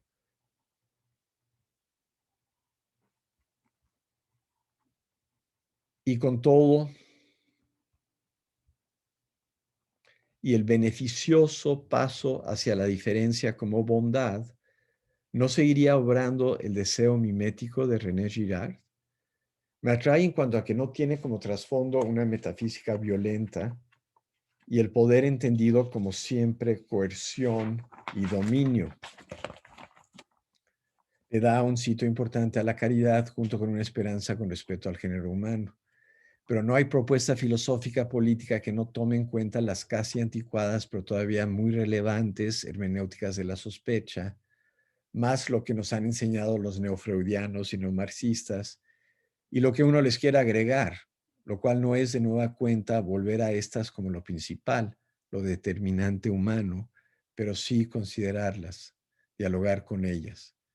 El cuerpo como categoría colectiva y posible correctivo es valiosa, pero en este ensayo me parece que le faltan dientes, quizá una metáfora de lo más desafortunada, lo cual lo vuelve demasiado académico ilegible desde cualquier gnosticismo, aunque intuyo que esta no es su intención. Bueno, paso a otro tema que es el otro. El siglo XX nos dio ejemplos terroríficos de intentos de perfeccionar a la sociedad.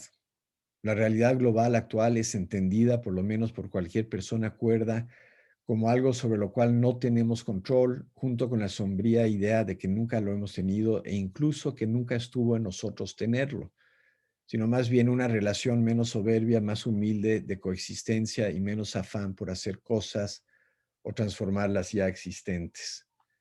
La voluntad de verdad del filósofo podría incluirse aquí. La apología rortiana del politeísmo, que guarda una relación estrecha con la noción del cuerpo, aunque no la podré elaborar aquí, me parece un discurso irónico mal logrado y la parte más débil de su filosofía. Coloco como entre paréntesis que no habría que confundir del todo a Rorty con el tremendo maverick, disidente o libre pensador que pretende ser. Con todo, y su culto y amor al individualismo viene de una comunidad académica, sobre todo estadounidense, que subraya de modo menos radical, es cierto, y guardando las buenas formas de cierto humanismo, algunos entendido, sobre todo como narrativa y ética. Entiéndase esta como para transformar al individuo, a la sociedad, como pedagogía, gnosis o estudio de las formas literarias y géneros propios de cada sociedad. A la vez, una especie de respuesta estadounidense a la noción europea continental de perfeccionarse a sí mismo. Y desde ahí, perfeccionar a la sociedad. Idea que me es casi tan ajena como el gnosticismo en cualquiera de sus variantes, en la cual se puede incluir a Martha Nussbaum, Wayne Booth, Lyndon Nelson, Tobin Siebers, Isaac Zachary Newton, incluso al británico Frank Kermode, al canadiense Northrop Frye, y forzando un poco las cosas al profesor de Yale y neoyorquino Harold Bloom. Segunda consideración, el individualismo de Rorty va de la mano con una noción propia del bien común. Aclara que se refiere a un politeísmo solo occidental, lo cual a mí me suena a New Age, esoterismos y neopaganismos. Él pondría los manteles largos para todos ellos, estoy seguro. Vi una serie estadounidense, American Gods, que me entretuvo la primera temporada, aunque la segunda me abrumó y fatigó desde un inicio. Todas son divinidades estadounidenses, aun cuando llegadas de otras partes, lo cual es parte del ethos estadounidense, ¿no? Pero son rivales y parece que no han leído a Rorty o lo que Rorty entiende por democracia y el buen trato entre vecinos. Se parecen más a las divinidades griegas. Filosofía y política incluye, a mi parecer, de modo muy acertado y valioso ensayos sobre dos filósofos y sus tradiciones, a Herman Cohen y a Richard Rorty, que regularmente son obviados por nosotros. El primero para reconocer una vez más, ya que seguido se olvida, que la alianza entre Yahvé y su pueblo fue política, legal y ética, y que la tradición profética hebrea es política, va dirigida a todas las naciones y tiene la existencia de la pobreza, el permitirla, como la realidad más tangible del mal. El segundo para subrayar la ética y hacer un éxodo de las facultades de filosofía a las facultades de letras, ya que es en estas y no en aquellas donde se halla la tierra prometida de la ética. La filosofía se ha quedado atrás en una especie de museo. En su sagrada escritura contemporánea y democrática, la novela, género que crea una sociedad meliorista y no fatalista, la democracia como el gobierno de quienes practican la ironía y reconocen en sus vidas la contingencia y por ello son tolerantes y empáticos. La democracia es una filosofía de la cultura con sus raíces en Emerson y en los padres fundadores, y el deseo y voluntad de ser libres y proveerse de lo que necesiten para ser felices, ya que hay suficiente para todos, y así volverse cada quien en su propio Dios, pero sin escatologías, infiernos, crucificados u otras cosas desagradables. Uno puede ser escéptico del self-made man, pero los estadounidenses no lo son. Es, creo obvio, una filosofía hecha en casa y de difícil exportación, lo cual crea un problema para todos nosotros vis a vis su proyecto imperialista. 5 minutos, doctor. Perfecto, ok, déjenme escoger el...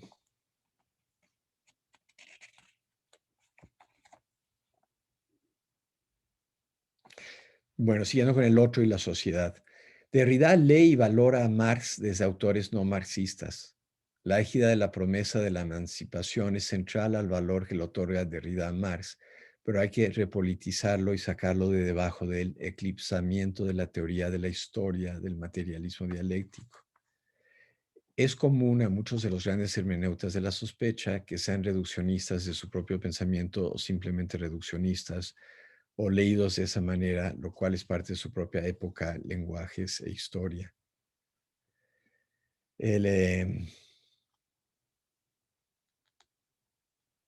Déjeme brincarme esto.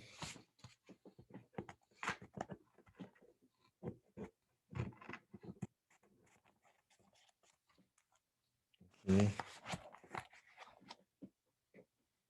Levinas, desde una ética radicalmente judía, pero asimismo desde una ética evangélica de olvido de sí mismo o negación de sí mismo, recupera, valora y crea la ética del otro como rostro y a la vez sustituye escatología por política. Su crítica a, y cito, la discursividad que funciona como una clave ético-política que nos permite apreciar en el hitlerismo y en general en cualquier discurso filosófico la instauración de una nueva lógica en donde la verdad, el sujeto y la libertad se dan solo bajo el amparo de una apología de la fuerza, de la virilidad, la expansión y la guerra, y por lo tanto de la producción delirante de una alteridad peligrosa, viral, que ha de ser, en virtud de este enmascaramiento simbólico, anulada y expulsada del orden político y social. De modo análogo al filósofo, esteta, musicólogo, miembro fundador de la Escuela de Frankfurt, Adorno, no halló praxis posible frente a la industria, que no halló praxis posible frente a la industria de la cultura. El Estado ha quedado desbordado. La cosmopolítica noción de Levinas, la alteridad radical de cualquiera frente a un poder soberano, descrito como virus incontrolables o universalmente destructores, va a desbordar cualquier soberanía humana o cualquier posible comunidad. Vivimos en el binomio terror-otredad. Levinas lee a Foucault y su exceso de poder, a Agamben y su nuda vida, pero su experiencia de la metafísica violenta del hitlerismo, que se hace manifiesta como una política del terror, lo lleva no al anacoretismo o darle la espalda a la sociedad mediante la catatonia o el suicidio, pero sí a concluir que la guerra hace de la moral algo irrisorio y que estamos en una suspensión de la guerra que en realidad es solo una de sus facetas. La frase guerra de baja intensidad cobra un nuevo y terrorífico sentido. El eje política, ejercicio de la razón, guerra, se opone absolutamente a la moral. En sí, la propuesta de otro modo de ser se basa en la memoria, lo irreparable y el testimonio, que juegan un papel muy importante. Sin embargo, a la vez, el odio y el mal que se precipitan sobre la alteridad, sobre el prójimo, es el mismo, pues la persecución y la violencia institucionalizada tienen en común el juego cruel y demoníaco en el que es instalada la alteridad. Existe el lenguaje judío religioso, que también es cristiano aquí, en cuanto a la importancia de los profetas y a que la visión escatológica se presenta entonces como la única posibilidad de paz. Levinas universaliza la Shoah y usa estos elementos religiosos pero alejados de la estructura de una religión positiva. Es profundamente judío en que el pueblo de Dios lidera a todas las naciones hacia una realidad escatológica que dejará detrás de sí la guerra, la injusticia, el mal y el sufrimiento del inocente, sin negar que su filosofía y la humanidad tienen delante y detrás de sí estas mismas realidades. El siguiente segmento del ensayo nos plantea dos posibilidades, su genealogía, su historia. La paternidad de la guerra y la antipolítica, impolítica, y comienza con un epígrafe, nadie puede gobernar inocentemente, de Saint-Just, y a una primera oración que lee, La guerra es padre, rey y señor de todas las cosas, según Heráclito. Levinas usa el texto de Simone Weil sobre la Ilíada para enseñar que en la guerra la realidad se impone en su desnudez y en su dureza. Se trata de la experiencia pura del ser en el que cae la ilusión, lo cual parece más que trágico, extremadamente pesimista. Yo que no soy optimista por naturaleza, pero el autor del ensayo nos lleva de la mano para mostrarnos en qué sentidos lo anterior es cierto. Así que restan unas pocas preguntas, algunas también planteadas en el texto. ¿Puede la ética levinasiana ser leída más allá del binario político-antipolítico? Y como pregunta subsecuente necesaria, ¿puede la ética y la subjetividad levinasiana ser leída en clave impolítica?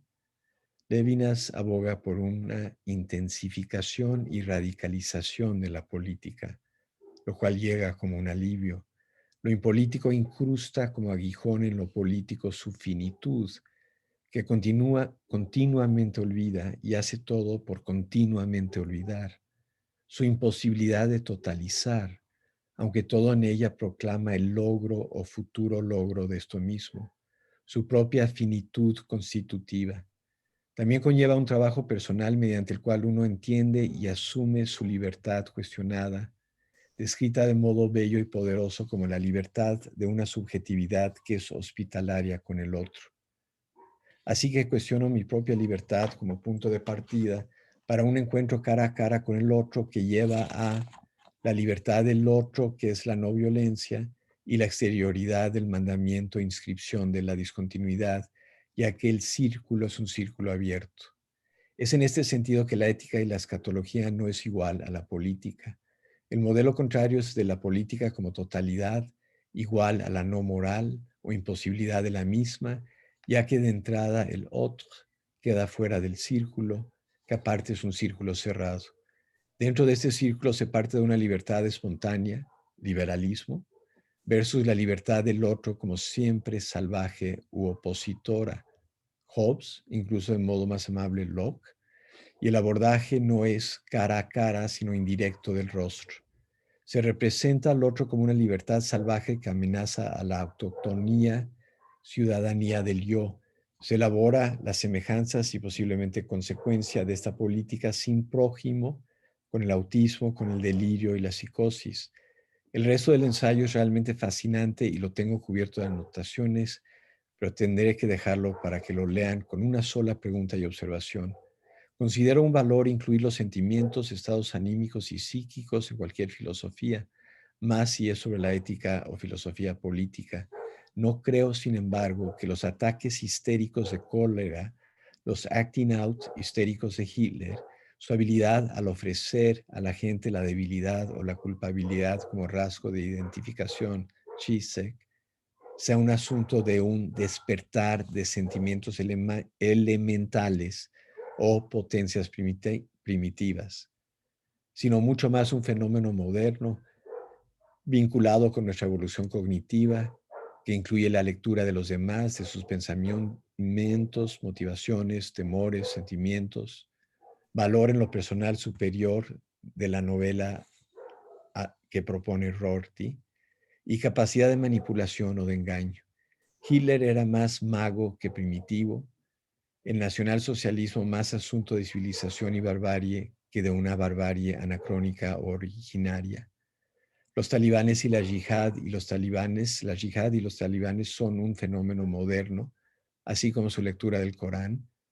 La cosmopolítica de Levinas es respuesta a la modernidad desde la modernidad y su geopolítica imperial. Con los talibanes, este mismo imperio, pero contra una realidad tribal que ya es en buena medida moderna. Y el siguiente punto, que ya no leo, los siguientes dos puntos, pero se los mando a sus autores con gusto, es filosofía, teología y política.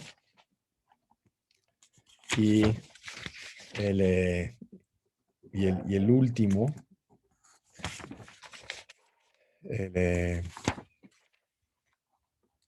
ese es el último, ¿no? Entonces, me pueden no poder haber leído el texto sobre Cohen del doctor José Luis Evangelista Ávila, y también el texto sobre Hannah Arendt.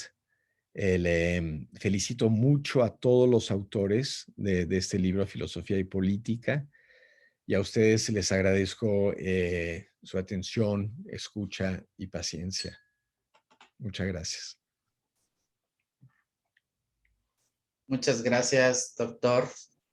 Gracias a todos quienes nos han acompañado. El tiempo lamentablemente, bueno, se nos ha terminado, nos ha quedado por ahí todavía, les quedamos a deber los saludos. Hay muchos saludos, muchos colegas que les mandan saludos y lógicamente su aprecio y admiración por este libro.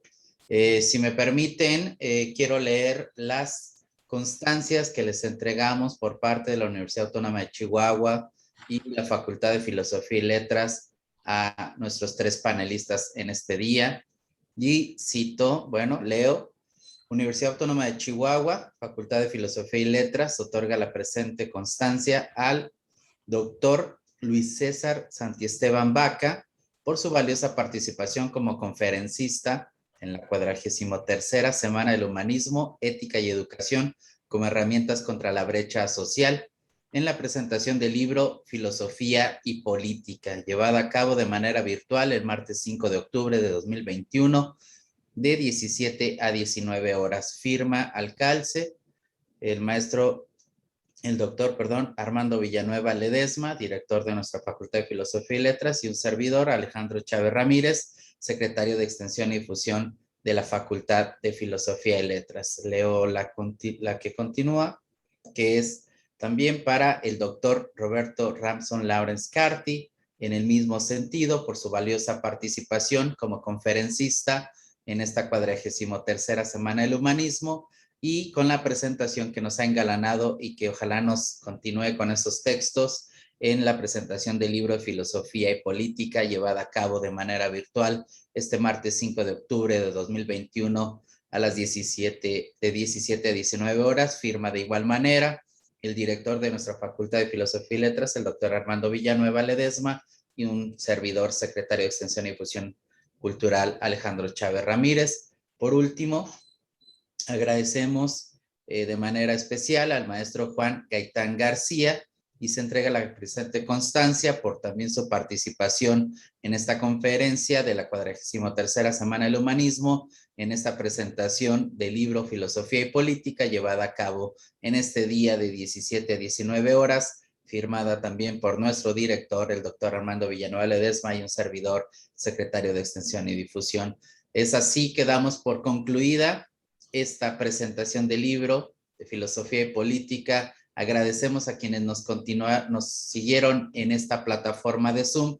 Agradecemos igualmente a quienes nos siguieron en la plataforma de Facebook en vivo durante estas 2 horas. Y agradecemos a quienes después lo vean a través de alguna otra plataforma o repetición. Estarán subiéndose estos materiales a nuestra página de YouTube más adelante. Es así que, bueno, damos por concluida esta sesión. Muchas gracias a todos y cada una de ustedes. Nos vemos en otra ocasión. El día de mañana continúan las actividades de la Semana del Humanismo, y hasta el próximo viernes. Muchas gracias y buenas noches a todos. Yes. Gracias.